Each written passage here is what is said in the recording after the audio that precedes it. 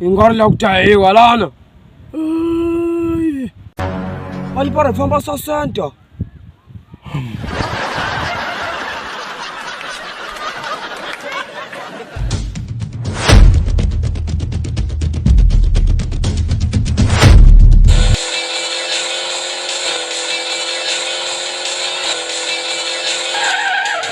Kamdini. Sele kama uhambe. Kamdini injita lunga la. Phethe uthumana yakhomanile. Hambe kudawa lana.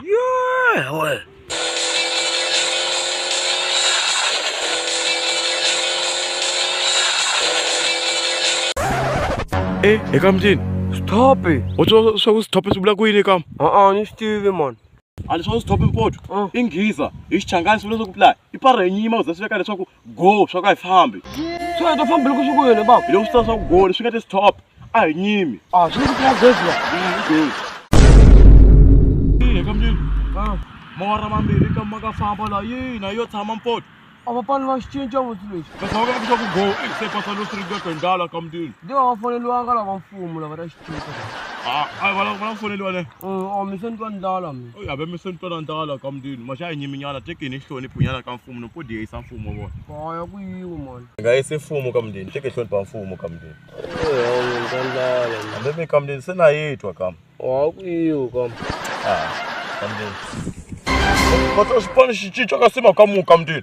Xi le ku cinceni phela lexi. Kasi a ku na rigwela xivandla xilo xiya. Exactly.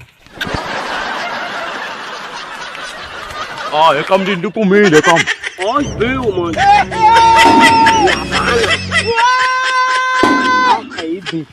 Shae. Awe bala man. Awukubukwa. Ngapha beke sawugoma soyidla indala pho. Sushi ndala. Kama beke sawugona, beke sawugotha kama unyimisela. Awashibeki la man. Beke sawugoma, la umuka yi. Awashibeki. La umuka. Awe. Amuki mashibika mishibeka nchomle. Amuku. Abafutseke minyusa na mbuli mi.